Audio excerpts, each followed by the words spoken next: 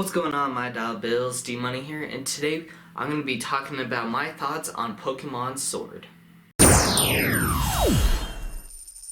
So I want to start off by saying I am a little upset that this game is only available on the Nintendo Switch, and that meant I had to go out and buy one. Normally I've always played it on my DS, 3DS, but I understand they want people to keep buying the Switch over the 3DSs, and I do have to say I'm actually glad I did buy this, even though it's the only game I have on here. I'm gonna have to add like Mario Kart or maybe another game to here, or just something that looks fun. But this, I gotta say, this is also gonna be a little review on the Switch as well, but I gotta say, this is probably the easiest Pokemon game out there. I only played it once all the way through. I beat the game already. It only took me a few days, and I never lost once to my rival. It was that easy. The only time I ever did lose a battle, it was to Lee, the guy with the Charizard. And here's the team that I ran for most of the game. So I named this guy Frost. I named this guy Nightwing. This one is Bloom. My main man Ronaldo. Got Chomps on there. And then the legendary of the game, Sword, just because I couldn't understand how to say his actual name. And Sword was just easier. And that's not what he always looks like. As soon as he's out in battle, he does look like this. But I do have to say, my starter is broken. He has a 5 PP move that just lets me one-shot just about everything. I love it. It was great for the entire game, and it was really easy. They just give you the Master Ball on these games now, which I don't like. I wish we had to go out and look for it. There's legends of a Pokeball that could catch anything. We gotta go out and find it though. It was lost, but it should be somewhere here in this facility maybe. And then you gotta go look. Sort of like how you used to have to. Now they're just we had a hard time fighting this Pokemon. Not this. This would have been handy during that battle. And so the plot of this game was a bit confusing to me, because I was trying to speedrun some of the text, but I was reading it as I was going with it, and they were always talking about the darkest day, and then the sword and shield heroes. That stuff I was understanding, but then they added a third legendary, sort of I'm calling it legendary. I don't even know its name. Eternus. That's the Pokemon I'm talking about. I only have this information because you have to catch it in the game. And I think it really has no place in the game. It doesn't make sense why it's made of what it is. I'm trying not to do spoilers, but I don't understand how it was created. There was really nothing explaining how it got its power and what the motives were for the actual main villain that was supposed to be like Giovanni. And it took a different approach that was more, you had to be with this character to understand everything, but you can't be with that character because you're off busy fighting the easiest gyms in Pokemon. They do add a little twist to the gyms, and I did like it, even though some of them I thought were just annoying and I just wanted to get straight to the battles.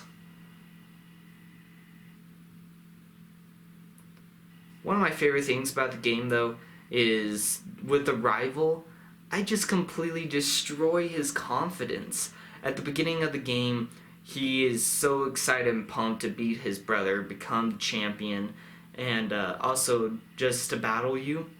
But as the game goes on and you keep winning and battling him, eventually he just starts developing depression, and towards the end of the game, before you even fight his brother, he says, I know you can do it. I can never beat a battle anymore, so it's all hopeless for me, so it looks like you're the only one that can do this. Like, that is, like, that's not word for word, but that is basically what it means, and like, he just keeps doubting himself because he's losing some battles, and like, in the end, he's like, I have to do this to prove to myself that I can be a good trainer. And I've never seen a Pokemon game do that before. I think it's pretty cool. One thing I also did like with the legendaries is they actually had both in this game. You can't catch both of them, but I thought it was cool that you had the option of which one you wanted, and I just thought it was pretty cool move for Game Freak to do that. The Switch is also pretty nice because of like how many different ways you can play Pokemon here, with either just having these little, I don't even know what to call them, Joy-Cons, and then have this like set up anywhere and just be relaxing back and doing whatever you want, or connected to your TV. But this is pretty awesome. Taking it everywhere with me, and really got to get more games for this. The customization you could do with your character in the game is pretty amazing. I didn't stray too far from the original look, but I thought that this was pretty cool, and the fact that you can have your own like calling card, sort of like how people have baseball cards of a certain player, or soccer, football, all of those. I thought it was pretty cool that I can make one for me, and you can actually go around collecting everyone else's cards. I just realized my rival Hawk has a smiley face in his signature. That's pretty funny, actually. Here's the guy I set out to beat at the beginning of the game. Beat me once, then I got him on the second try. And also trying to level up your Pokemon and just trying to get them high in levels is too easy now. All you have to do is go into the Wild Zone, fight some Dynamax Pokemon, and they'll give you teammates if you don't have any friends to connect with. And you get these candies. They're better than rare candies because instead of doing just one level, they have the potential of doing like 3 levels at once, depending on the level of your Pokemon or how many candies you give. And that's mainly what I did, just kept saving up those candies, giving it to my team, and I just beat the gyms so easily. It got to the point where I actually had to add a really weak Pokemon on my team, just so that way I could start catching more Pokemon that I wanted, and having to switch that one out with a strong Pokemon for the gyms. And it's grinding and leveling up in this game is very easy. The locations are pretty great looking, very scenic. There are some aspects of the game that have changed. Before, you used to have to get the TMs for Fly or Surf to go everywhere, but now they just give you the option to fly to whatever place you've already been to, and they call it like a taxi service. I think it's pretty nice. And then also eventually you do get Surf, but it's for your bicycle and not a Pokemon. I think it'd be cooler if we could like actually see ourselves ride on a Pokemon, like Gyarados or like Chomps that I showed earlier. But it's okay. They give it to us and it's convenient, but also with fishing, you can only do it in certain spots instead of just wherever. That I didn't really like. I thought it was weird, and I was forced to only fish in specific spots. I'm sure it was great for like game developing and like coding, like don't really want to add like a bunch of Pokemon in that spot or in this whole lake. Let's just do it here. Some areas in the Wild Zone do have that, but like when you're like not able to go in the water yet, then you have to look out for that stuff. Another thing with the Pokedex, I don't really care too much about the National Pokedex. Sure, I would really like to have my favorites in this game, but with a new region, I would like to explore new Pokemon. That's what I tried to do, and I did end up getting some old ones on my team. For a while, I ran a Gyarados, but I eventually got rid of it because the Chomps that I have is a bit better in my eyes, though, and it worked out for me. And Charmander is the only other starter in the game.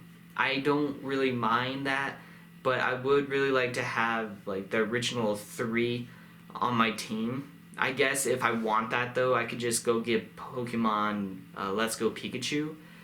Dynamaxing is a new aspect of the game that they added in, and I gotta say, it's okay.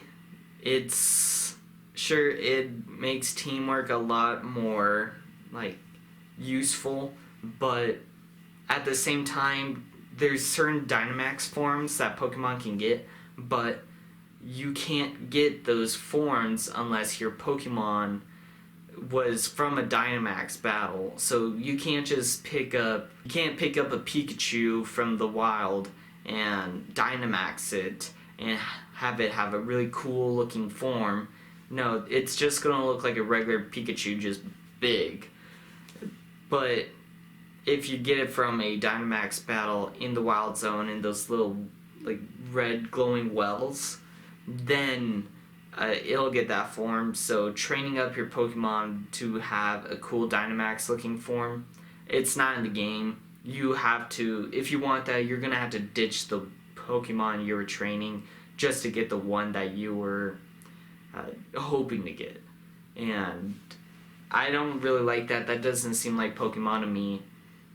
But I feel like we should at least try and level them up, because there is Dynamax candies you give your Pokemon. So I feel like once you give them 10, or at least even like 8, they should get that Dynamax form. That's pretty much all I can say about Pokemon Sword right now. I do know like one last little fact that there are some different Pokemon in Shield, but I thought it'd be cooler to have a legendary with a sword instead of a shield, so that's why I picked this one.